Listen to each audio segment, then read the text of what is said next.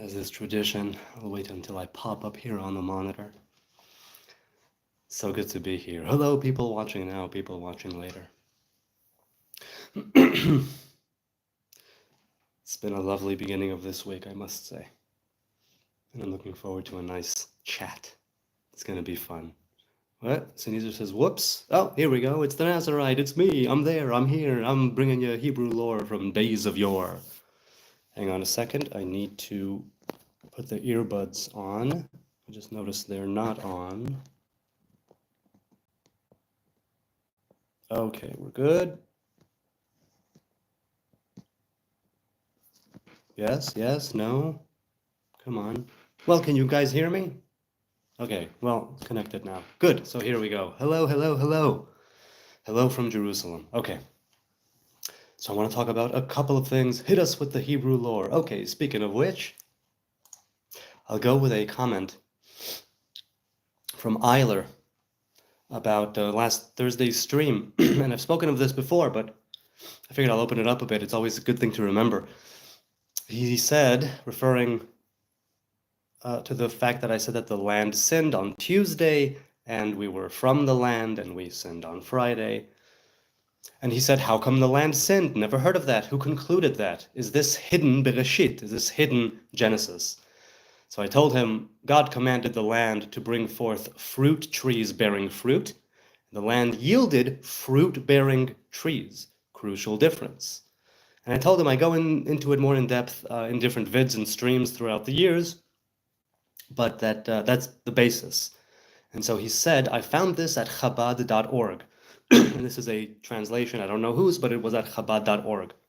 The actual verses in this English, saying this, Bereshit, chapter 1, verse 11, God said, let the earth begin to sprout vegetation underground, seed-bearing plants, and trees whose bark tastes the same as its fruit, that produce fruits with seeds according to their species, and on the earth, and it was so, or and so it was.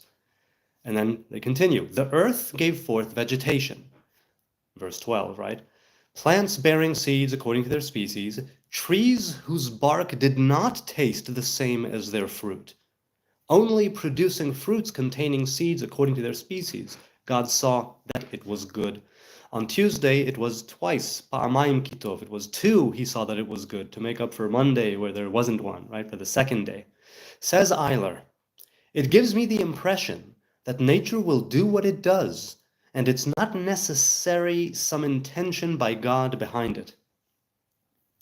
I'll see what I can find on your channel, since I can't find anything on the web about this difference. So because Eiler can't find anything on the web, at least I don't to a degree he looked, I don't know, but it's, I mean, Chabad brings it, it's pretty mainstream. You can say Hasidic, but mainstream nonetheless.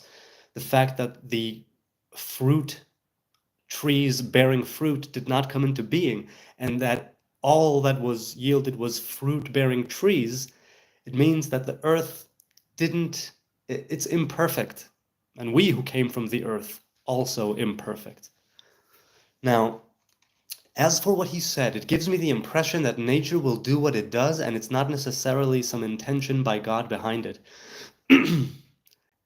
There is this, let's put it this way, yes, because the Torah was written for people, right? In the tongues of men, for men, and women. Human beings. And we have this nature that will do what it does. Now, you can argue over the intention that God had. The important thing now that we have this nature, an animal nature, a divine nature, it's important to know what intentions do we have towards both of those, and how we go about perfecting them, how we go about ridding ourselves of the various, the karma, right? Shedding the layers of the onion, peeling it back.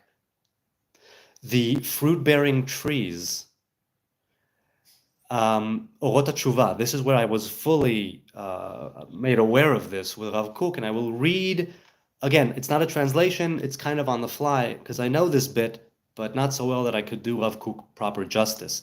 So it's Orot HaTshuva, I think it's chapter 6, section 7.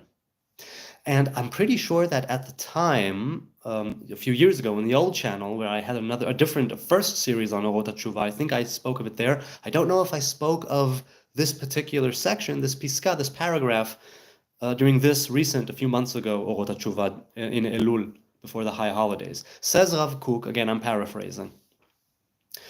From the beginning of creation, it was right, and it was supposed to be, that the taste of the tree would be the taste of the fruit, right? The bark would taste the same as the fruit. All of those that hold some sort of higher, general, spiritual element, it was supposed to be felt in the same spirit and in the same way, in the same height, in the same pleasure as when you thought of it.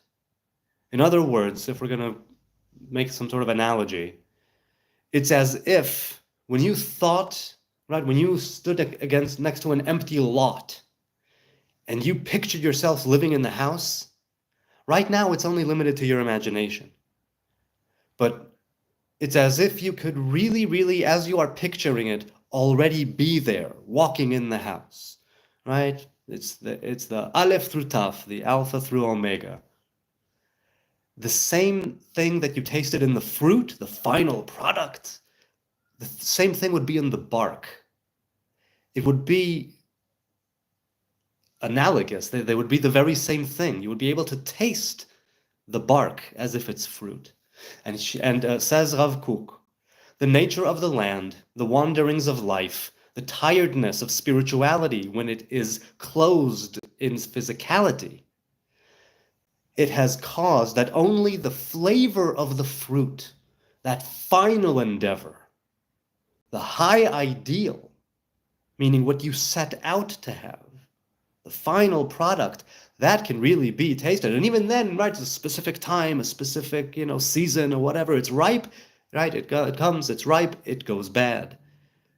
And there's a very small window, relatively small, fruits are different, but there's a relatively small window where you are able to truly reach that height of partaking of the fruit of the ripe fruit of a tree, with all of its juiciness, with all of its nutrients, right? Or straight from there, you hose it off or whatnot, or not, and you put it in your mouth and it's right there.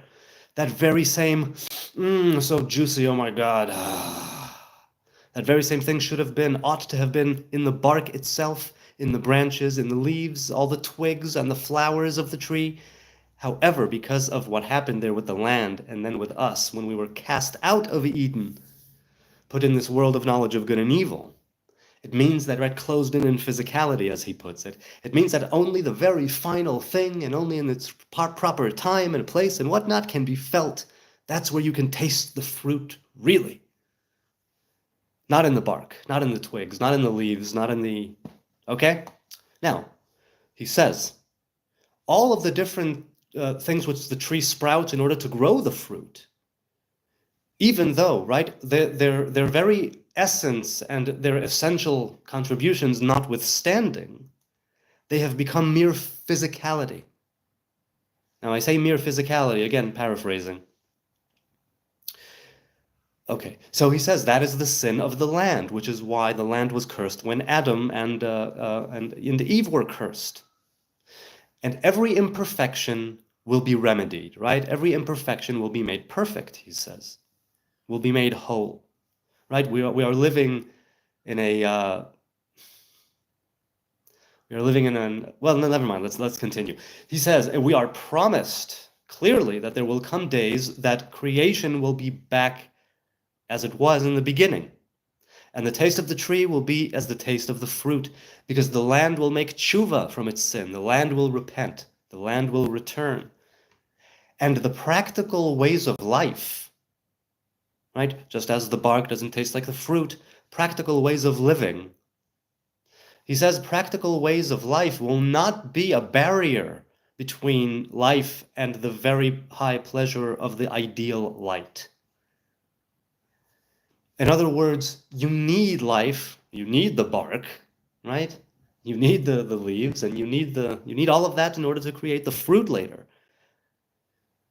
it has a very high purpose, but its flavor, right? It became sort of dull, physical. You don't get the same pleasure as the fruit, even though it is indeed what makes the fruit happen eventually.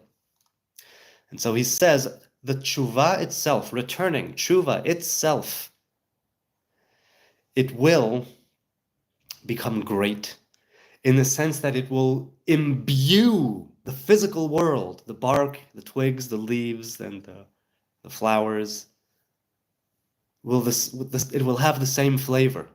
It will have the same feeling, the same right, the same nourishing kind of that same nourishing result, so, for lack of a better term, on the body and on the mind. And in the beginning, because we fell into the physical world from Eden, as it were, it was a curse that was put on the land, a curse that was put on Adam, a curse that was put on the good woman. And when we return to Eden, or on the way to Eden, right, things will start going back in time, forward and back in time.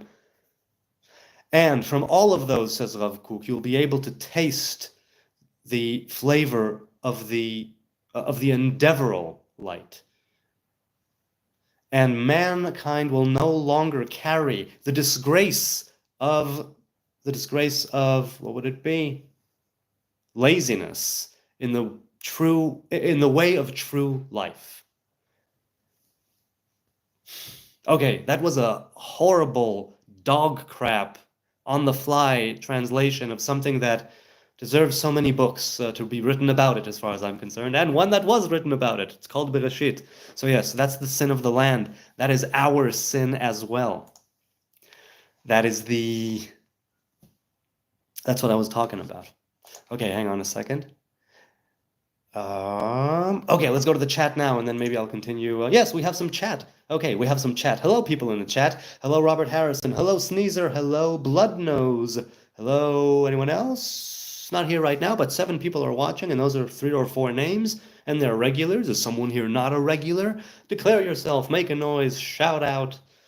Unless people are trying to sleep where you are, in which case, shout out in your mind. Incidentally, Rabbi Nachman of Breslev said that sometimes you're in a place where you can't yell out loud and bellow like a beast.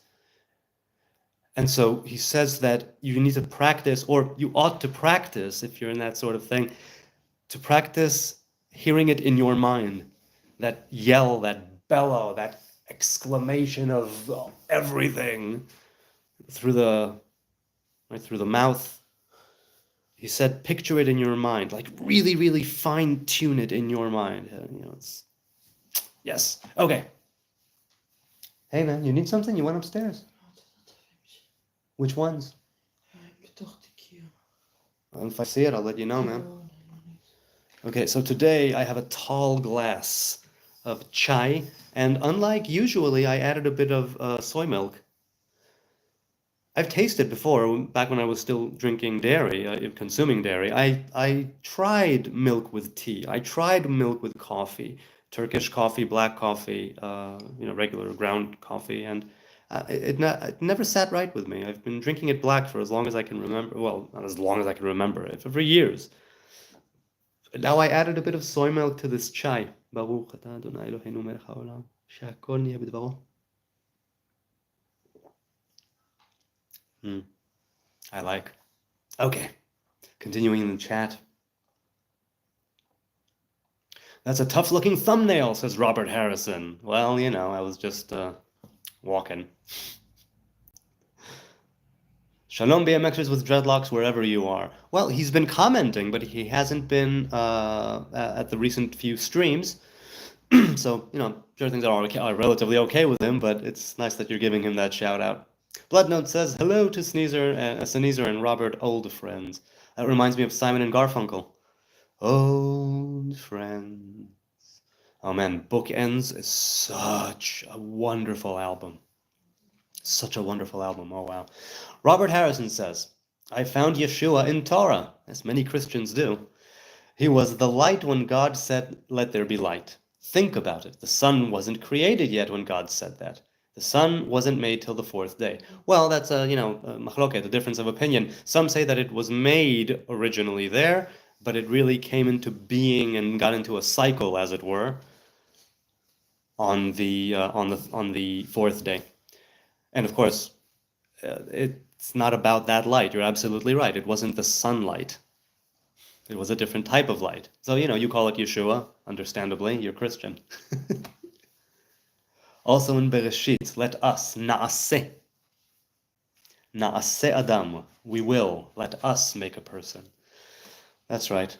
There's different midrashim and teachings on the fact that God in his, there was a revelation of humility. And so he decided to consult the angels. But it speaks to the plurality, to the plural that is man, right? The duality of man, when it's na'aseh Adam. Just like, right, God is one. Revelations are many. And na'aseh Adam, plural, us. And we have that duality, right? Animal soul and divine soul. That whole thing. The yin, the yang. Yin. I said yin. Some people say yin and yang. I thought it was yin and yang for years. It's yin. Y-I-N. So Neither says takes about 6,000 years for humanity to ripen. Well, at least from the point where we started keeping this particular count, then yes, I definitely agree. We are, many times, I would pray and still do that, though not as regularly phrasing it that way, that, I would talk to Yah and I would say, even if we aren't ready, even if we don't merit it to be redeemed, make it so. Help us become ready. Help us ready and prepare ourselves for that. Make it happen. Light the fire under our ass in the best possible way, because the negative is we've been there. Light a positive fire under our butts. How can land sin with no brain, heart, or breath? Well, once again, it speaks to the nature of mankind, which, according to the Bible, sprouted from that land, right? We have an earth essence and we have a divine essence, an image of God essence.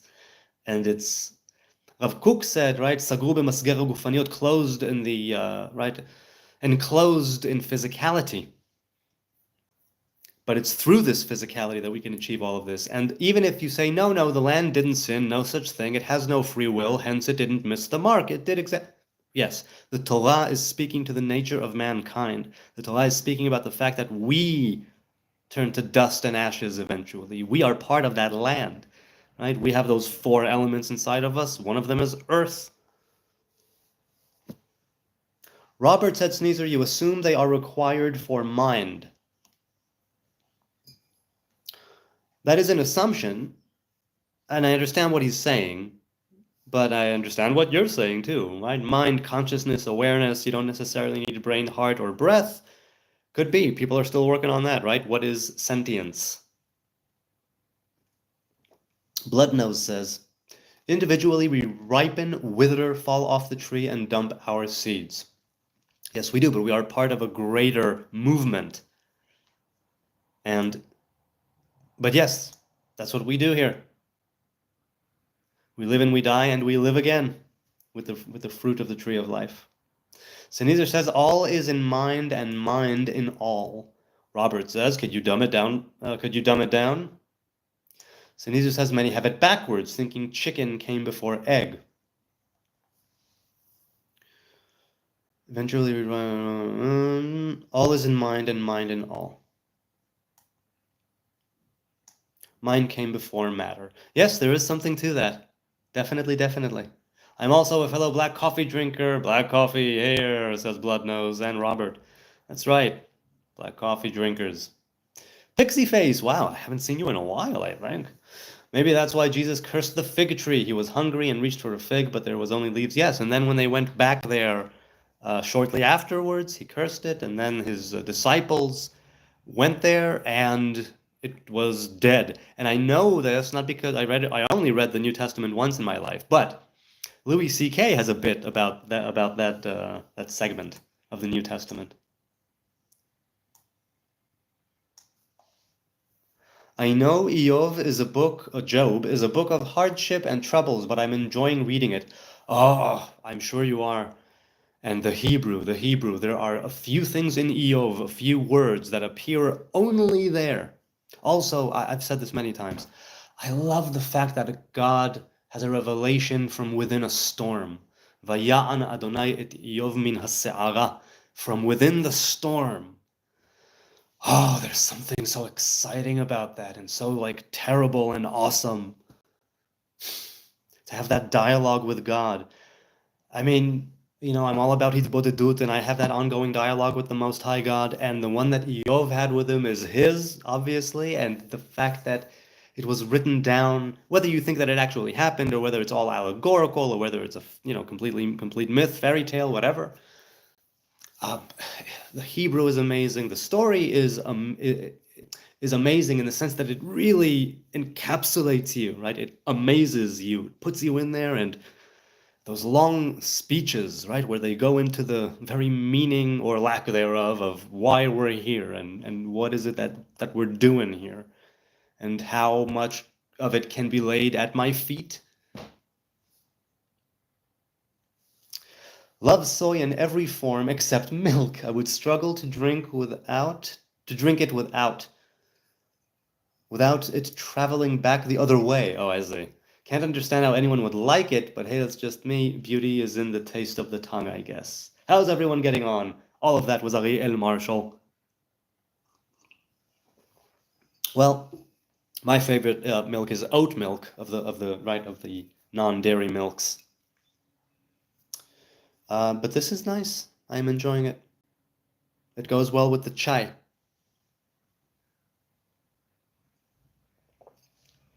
Okay. So I'm getting on well.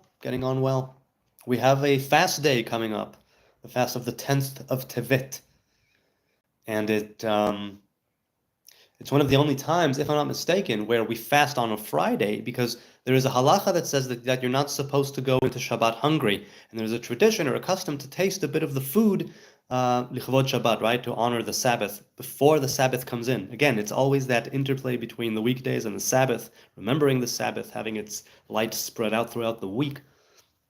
And one of the things you do before the Shabbat, again, it's a custom, is to taste a bit of the food. The Oh man, where was I going with that? Oh my God, where was I going with that? I just had a complete blank on why I mentioned that. Okay, Shabbat, tasted the food. I have no idea. Somebody hit me. I don't know what I was saying. I guess it's time. I guess I'm tired.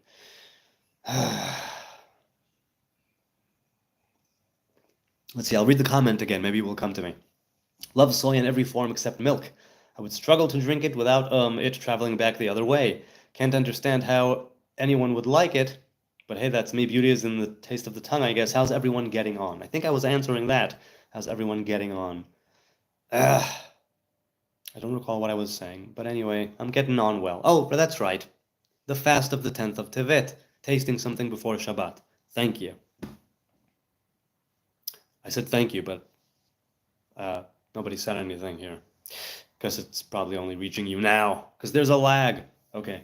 So there usually isn't a fast on Friday, but in this case, I think it is on Friday, and it will be going into Shabbat fasting and having the first meal be when you break your fast. At least I think it's going to go down that way this Shabbos, this Friday. And there's a right. So yes, there's the halacha of not going into Shabbos hungry, but not fasting. So you have a good appetite, but you're not supposed to fast. There are exceptions to that custom. Or is it a halacha? It might be halacha. I don't recall. The halacha, I think, is not to fast on Friday, not to fast before Shabbat, but the custom is to taste a bit of the food. That's what it is. Okay. Man, am I blathering a little too much? I feel like I've blathering the last few minutes. Maybe I should say good night and goodbye. Short and sweet, 25 minutes. Let's keep going a bit. I don't want to waste your time, if I'm just here blanking and blah, blah, blahing. Hello, Ariel says, Blood Nose, hope you are doing well. Good to see you. I didn't realize, says Robert Harrison, Job was being tortured in his sleep. He said he'd be safe on the couch, but in his sleep he was terrified with dreams and visions. I don't remember that precise verse, but it makes sense. Cheers, Bloodnose, says Ariel. Same to you. Are you based in Oklahoma? I'm in Rhode Island, he says, in New England. Robert says, ugh, I hate fasting. Our church is supposed to fast for 21 days. It's hard fasting one meal. 21 days, you mean without food, but with drink? Do you only fast from food and drink during the daylight, and then at night you feast, like Ramadan? Or the 10th of Tevet? What 21 days? How is it straight? What's going on? What sort of fast is it? I only eat one meal most days, basically a lifelong fast. Wow, so it's a lifelong intermittent fasting thing, huh? Now, Sneezer, I'm curious, if you don't mind, when do you have that meal? When in the day? I'm assuming you have a schedule and a routine and you would have it basically at the same time each day, but if not, then let me know. What does it depend on? Also, I guess more, I don't know what, I hope it's not for lack of funds or anything. I hope that you're able to eat when you want to eat. It's important to eat. Yes. Reminds me of my big fat Greek wedding. Tula, eat your food. When I was your age, we didn't have food. I don't have much of a schedule, lol, before bed. Eating before bed? Well, I see, before bed, not necessarily right before bed. People say that's not too healthy. Robert says fast lunch and some sort of social media, but at the end of fast, you do feel close to God, but boy, this flesh craves lunch, but spirit craves God. Oh, okay, so you fast 21 days lunchtime, meaning you eat in the morning and in the evening. Okay, that's cool. Breaking news, says Bloodnose, Congress certifies Trump's election victory. Did it take them so long? Why did it take them this long? And Trudeau resigned. I heard at work that that might go down today. I had no idea that it was in the offing. Says Ariel, keep seeing weird reports of dodgy fog coming from the States. Any truth to this? Always hearing about wacky stuff going on nowadays. Wacky stuff, you say?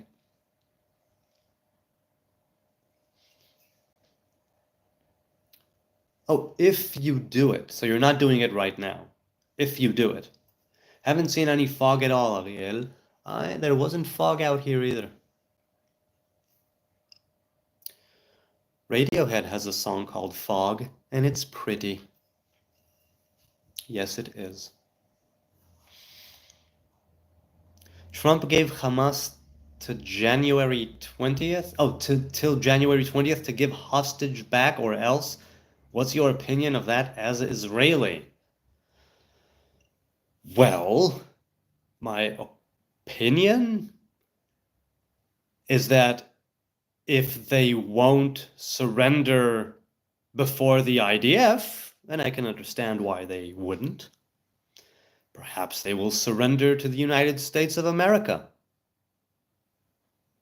So, a terrorist organization being dismantled? Yeah, I'm for that. Well, that's my opinion. Hamas is a terrorist organization. By all means, their social services and government things, they can, stay intact. The terrorists need to go bye-bye. And not necessarily killed, but some of them definitely, and the place needs to be de-radicalized. Both of our states need to be de-radicalized. Oy, that's my opinion. If they surrender to Trump, cool. Let Trump take care of it, if he wants to take care of it. We need the hostages back and to dictate peace. Because this is majorly screwed up. Majorly screwed up. Oy, war. Everywhere is war. Me say war. The wacky fog, says Robert Harrison, is all the pot smokers over here. Yeehaw! Here's to the pot smokers who are responsible and don't take it too far. Based on what people are saying, that's a good thing. Yeah, I would think it's a good thing. That's my opinion too. Robert says to Sneezer, did you hear Trump was going to try and make Canada the 51st state? Your thoughts? Wow, Sneezer, I'd love to hear your thoughts on that. And other Americans in the chat, what are your thoughts on, and Canadians for that matter, North America in the chat, yo, what do you think of that? You think that could happen? Really? I'm interested. Let's go with another comment here. Another comment. Okay. Says, wait, hang on a second.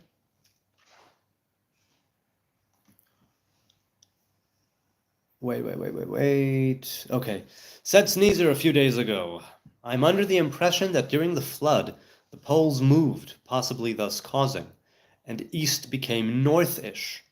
I'm also under the impression records from the time became spotty at best, and during the recovery, the differences between city, people, man, and state of mind in story was essentially erased.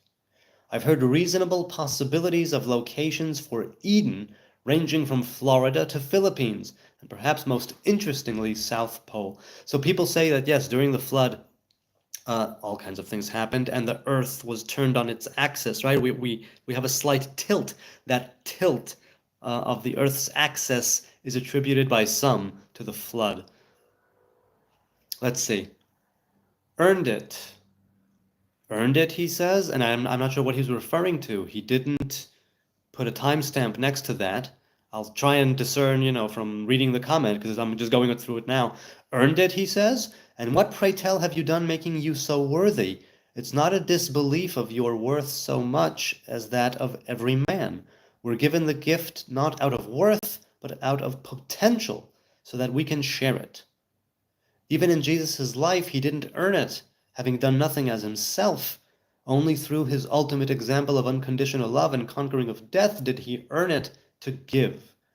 We go to Eden only because of how merciful God truly is. Oh, okay, so speaking of Eden, when I say earning it, I mean making tshuva. I mean returning, repenting. I mean not shirking responsibility, not pointing the finger of blame, but saying yes, right, taking ownership, and in doing so, overcome our weakness, which is, right, that embodiment of human frailty and weakness and inadequacy is told in the story of Eden, right?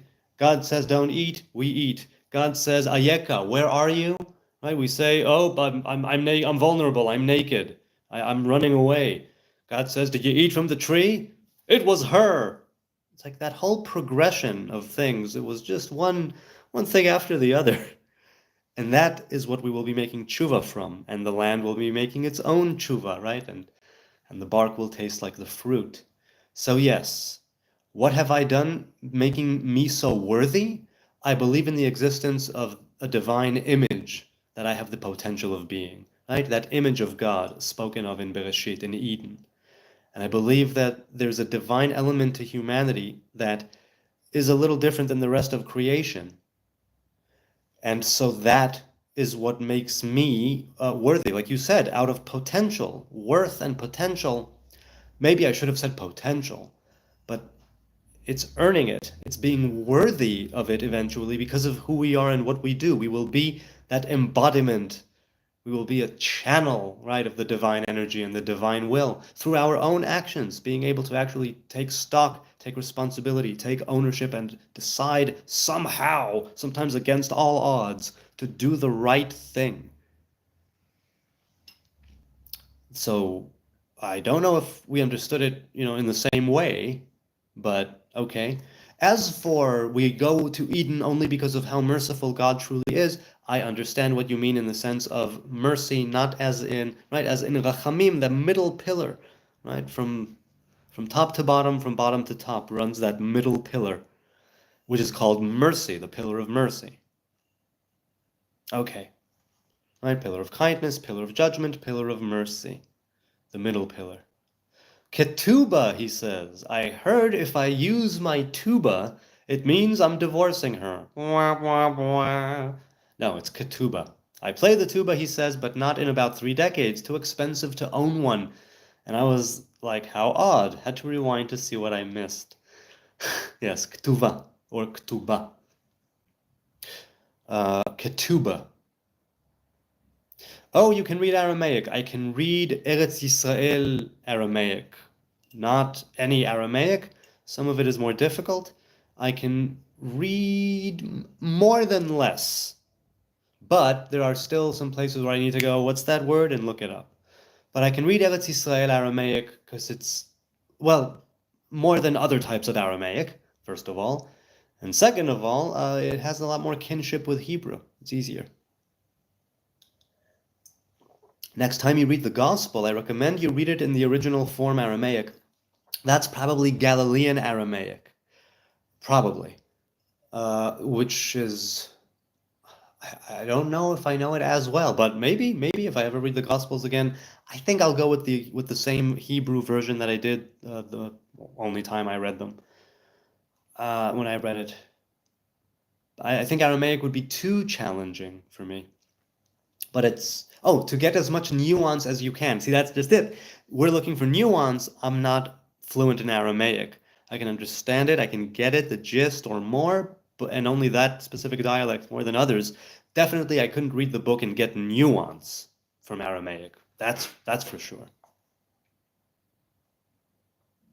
I agree, he says it's always worthwhile watching some version of Tolkien's works, right? Because BMXers with Dreadlocks brought up the Rohirrim animated show.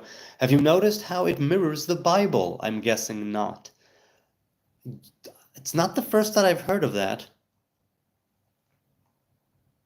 Oh, and then he brings Google's AI and how Tolkien mirrors the Lord of the Rings mirrors the Bible. Oh yeah, let's go to the chat right now, see if there's anything going on there. Okay, so Neezer says, I'd love, Ariel says, so the exhaust from opening my submarine back in 2012 has finally made it across the pond. The exhaust from opening your submarine? What? What did I miss? So Neezer says, I'd love Canada to become the 51st state. Would solve our problem of no fit leaders.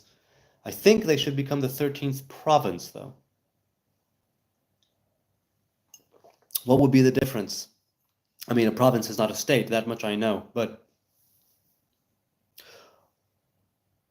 Wow, he's for it, me too. Sneezer says, that's Robert. Sneezer says, either way, we're calling it United States of Canada. Did I listen to Hobo's Lullaby? No, not yet, I'm sorry. I must have gone off stream, and then shut off the computer, and it escaped my mind. Robert asks, Cain's seed die out with the flood?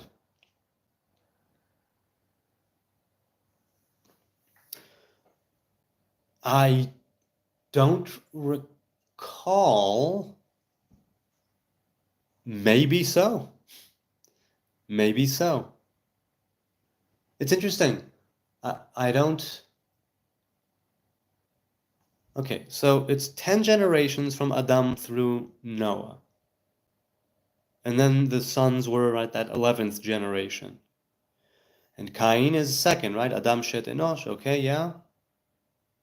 Adam Shet Enosh. So, isn't it through Shet? Isn't it through Shet, the third son? Cain and Abel, both of their progeny, did it all die out in the flood? Isn't it both? I'm curious now. I don't particularly recall. I think it's Shet that, right, Hushtat Ha'olam. I think it's the third son, Shet. More people attribute it to the impact that caused the flood. Right, LOL, he says. Yeah, I heard it first the other way around. Not necessarily that that's what it was, but the connection was introduced in that way. The impact caused the flood. Could very well be. Yes, exactly. Yeah, either or, I suppose. Robert says, Ariel, I'm still looking the trap door with the woman's choir and Sean Hurwitz screaming guitar. I can't see, he says, how those was Yov's 3 friends where they didn't do anything to comfort him. Yeah.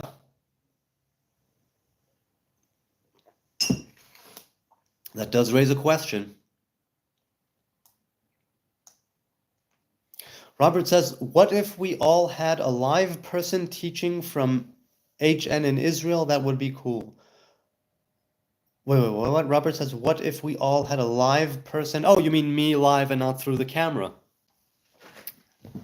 Yeah, that might be pretty cool. I did that once or twice, maybe 3 times. I gave a talk on the Nazarite ship in a few places.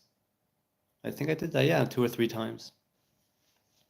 And one of my kids just told me today they were learning in history about different monks, right? Catholic monks, Buddhist monks, or Nazirim, right? Nazirim, Buddhistim, Nazirim, Katolim in Hebrew, right? Christians and others. And the guy said, and there used to be Hebrew monks, but there aren't anymore. Whereupon my kid says, that's not true at all. Or no, rather, he said there are no Nazirim, there are no monks, there are no Nazirim in Judaism. And my son was like, that's not true at all. My father is one. And then he said, and there was also one in the Bible. And he says, oh yeah, Samson. So he was mistaken, but I thought it was pretty awesome that I was the kid's reference. Not Samson, right, but his father. That's not Samson's father, his father, me. I thought that was pretty cool. Okay. A live person teaching. That would be very much, that would be a whole different energy. Because right now I'm here talking to the screen, right, to the camera. But if you guys were here in the living room, I mean, 8 people, you could definitely fit in here, and we could have a lovely little teaching evening, right? Learn some Torah. Or just, shoot the breeze. That's basically what this is. Difference only being semantical. Okay, I understand. Shalom lekulam. James Bong is here. Hello. Great to see everyone. Hello indeed. Good to see you. No, cane seed survived underground. Cane seed survived underground. Can you elaborate on that? I'm curious. Like I said, I don't really do remember any specific teachings regarding that sort of thing, right? The progeny of Cain and Abel. If Shem, Ham, and Japhet was, the only one left. It says in Genesis, the Nephilim picked and chose the earthly women, and I didn't think they'd be picky. They chose. It's true. It was Cain's daughters who slept with the Nephilim. He said LOL. Sneezer says LOL. Ariel says, I heard one rabbi mention recently that the most popular topic nowadays is Q&A. I can understand why. Well, what do you mean the most popular topic? As in what? In what capacity? Well, I guess any capacity? Or like in Torah? I'm curious. Ariel says, picked them up off the ground and perched them on their shoulder. Yeah, come on, woman, we're going. I hope that didn't happen, right? Consent, people, it matters. Robert says there seems to be a space race going on right now for Mars. All the billionaires of US are making spaceships. The name is Space Jews. I love that Chappelle bit. Space Jews. It would be true, but for a very, there's a reason why it's not true. Okay, let's see. Robert says to Ariel, well, I like her, she's good, but no, I don't like her. I had to read it twice. Wait, you're still talking about the right? That you pick and choose. I like her, I don't like her. So Caesar says to Robert, says the Caesar says to Robert, Caesar says to Rabbit, see? Any other scam would be obvious. What do you mean? It's a scam going to Mars, making spaceships? Is it a scam? In what way is it a scam? Space Jews, a new mock-you series? No, he says he's got a great idea for a movie. I won't do it justice. You can look it up. Dave Chappelle, Space Jews. Bloodnose says Mars is a rock out in the void that we're obsessed with walking on. He's also the god of war. Right? Mars and Aries, correct?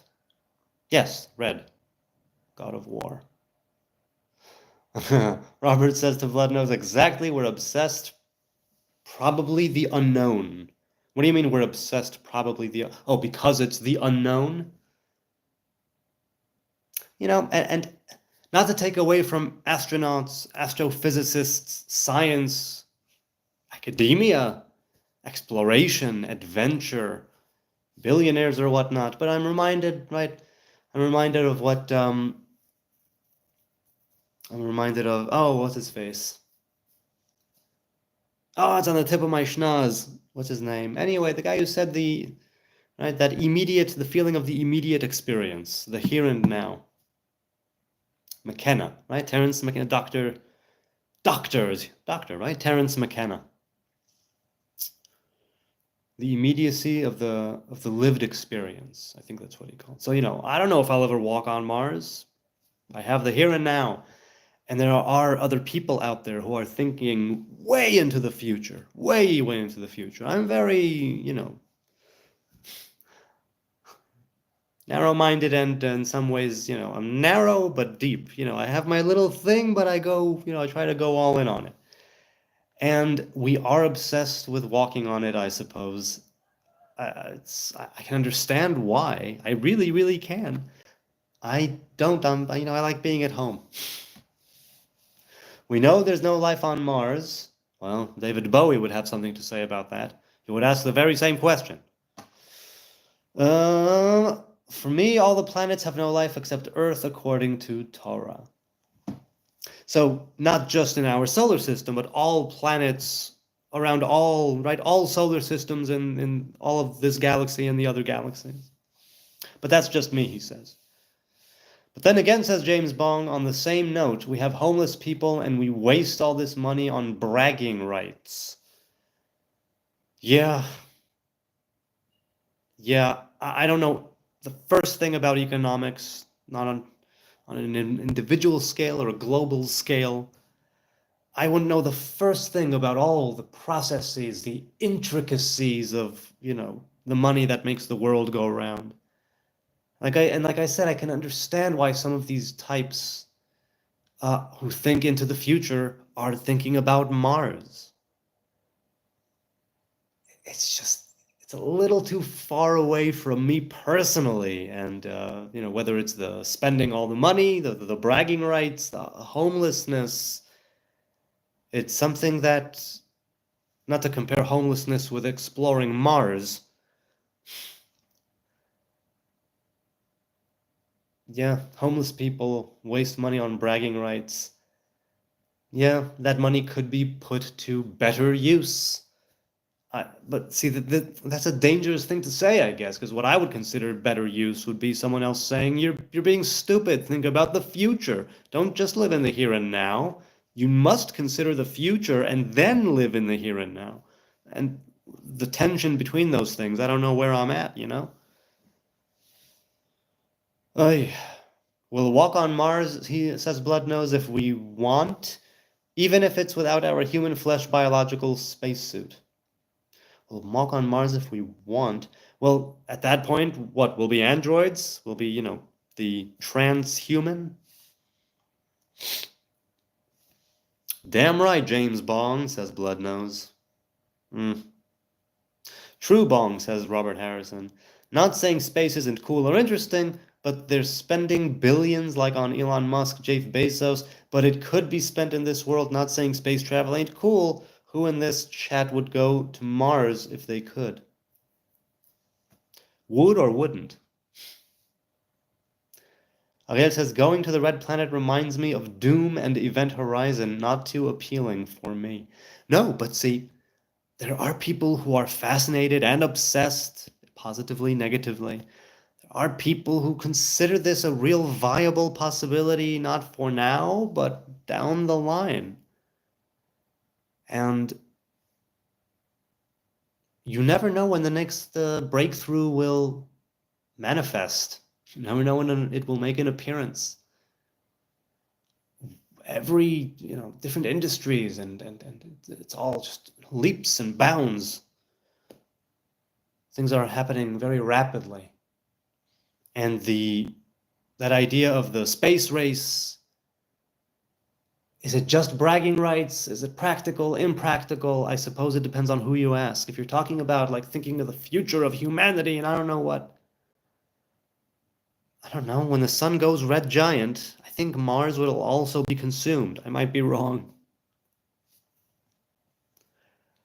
And I'm a Star Trek fan, I'm a Star Wars fan, and I still can't wrap my head around the fact that these are the seeds of space travel. The seeds of space travel, actually. And who am I to say, no, let's invest the money only in Earth and the Earthlings, and none of it. I have no idea I don't know what the impact, what the influence, right, would be of such a thing. It seems really, really just one guy who isn't too fascinated with Mars as a place to live, but I am fascinated with it when I look up in the sky and I see that reddish tint on that bright, bright ball or twinkle, not twinkle, on the bright, spots of light there. And I see that red hue of Mars. Something really great about that. Okay. I wonder how much world peace would cost, said Sneezer. Hopefully not too much death. Bloodnose says, we'll each have our own solar system to develop, ones that orbit around our own suns where our spirits were forged. Forged spirits, you say? The stars, the suns. Well, we are stardust, we are golden. We're making our way back to the garden. Joni Mitchell never lied, eh? Well, I mean, she's still alive. But there was a Janet Jackson song in the 90s that sampled Big Yellow Taxi. And I think the refrain was, Joni Mitchell never lied. Someone knows what's up with that. Let me know. Ariel, says Robert, you described my mother-in-law's house, doom and event on the horizon. Just kidding. Ah, mother-in-laws. Sneezer says to Bloodnose, only if you choose to be a star. Kind of boring. Kind of boring. I know what you mean. Heck, says Robert Harrison, Israel, their self-just-made advancement in aerospace travel. I just read.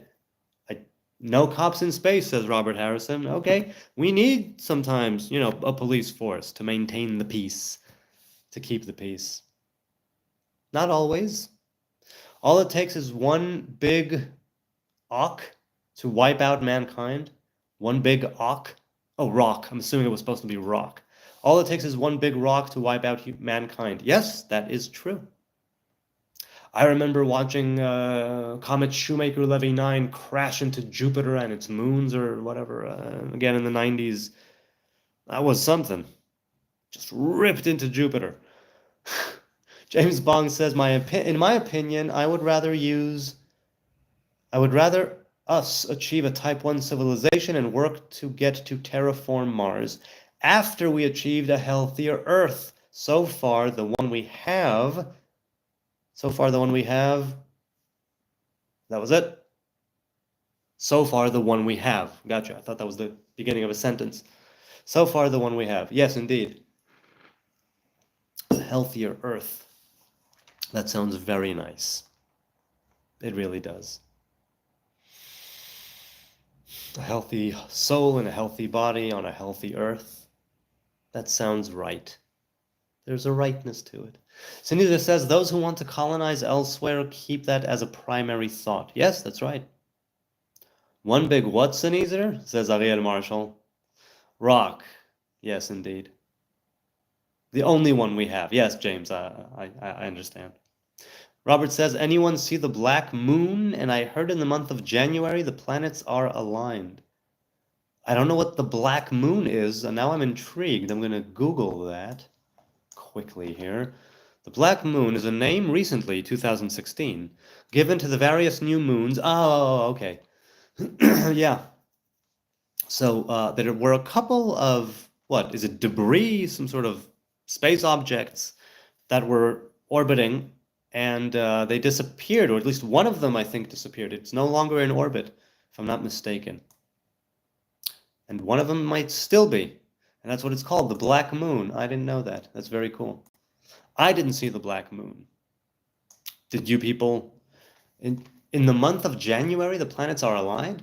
You mean this month, not any January. That makes no sense. So I'm assuming you mean this month. Which ones? How many? 3, 4? I've seen a few alignments, if I'm not mistaken, in my lifetime, and it has been lovely to see it and to acknowledge it. Robert says, if someone grew weed on Mars and sold it on Earth, they would be a billionaire. I'm sure someone might try. Also, they have US astronauts stuck in space now. Yes, what, until the summer or something like that, or spring? They have, yeah, 2, or is it more than 2? Is it a different 2? I know that a couple were stuck a few months ago. They were supposed to come back, and they'll be, I don't know what. Do you run every day, HN? No, I run Sunday through Thursday. And sometimes I'll cycle instead of run, but I don't run on Friday usually, and I don't run on Shabbos. So not every day, but 4 or 5 times a week. Ariel said, Robert, was it your wife that mentioned seeing that dimming bright star like light in the sky at night? No. Who was it? It was Nancy Roach? No. I'm not sure who it was now. Maybe Robert will remember. Oh, yes, it was. Did you see it? Oh, so it was Paula? Really? Why did I remember someone else? 4 planets, I think, right? Sneezer asks Robert. 6 or 7? Oh, that's major. That's most of the solar system. Oh, wow. Hang on a second. January 2025 planets alignment. Venus, Saturn, Jupiter, and Mars will align in the night sky. So it's 4. Yes, Venus, Saturn, Jupiter, and Mars.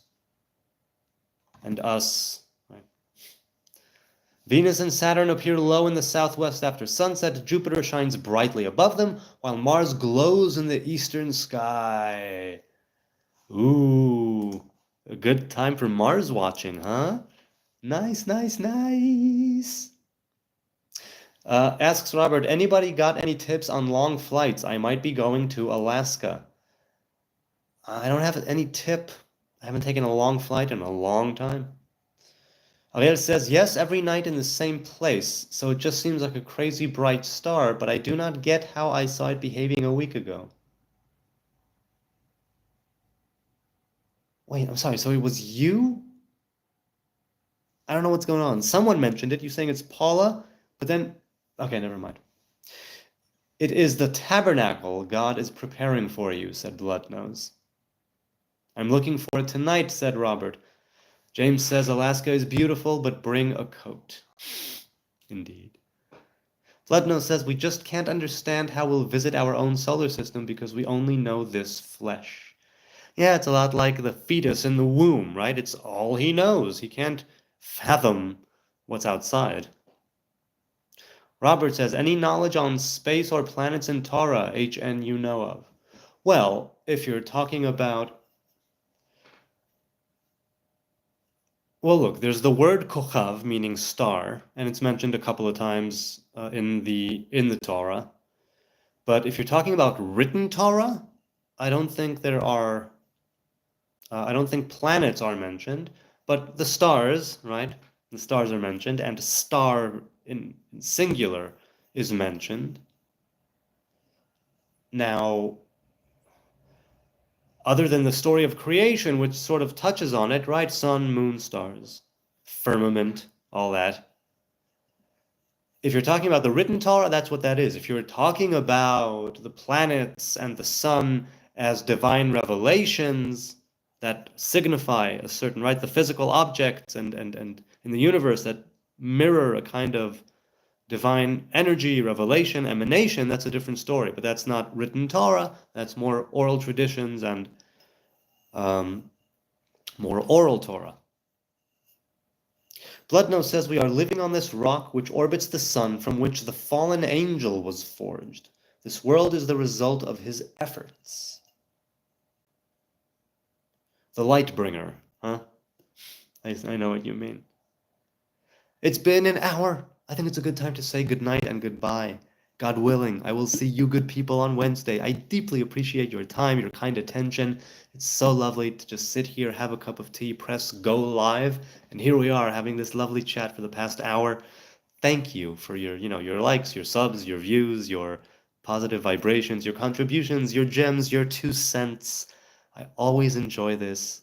I really do, even when I'm not in the mood and I go live, and it's always very sweet and lovely to have a conversation and to use my mind a bit here, doing it live, doing it raw, streaming on YouTube from Zion. And I can't wait to see you on Wednesday for more Q&A, more dialogue, more ramblings, rants, raves, and other shenanigans. Until then, Laila Tov, good night from Jerusalem.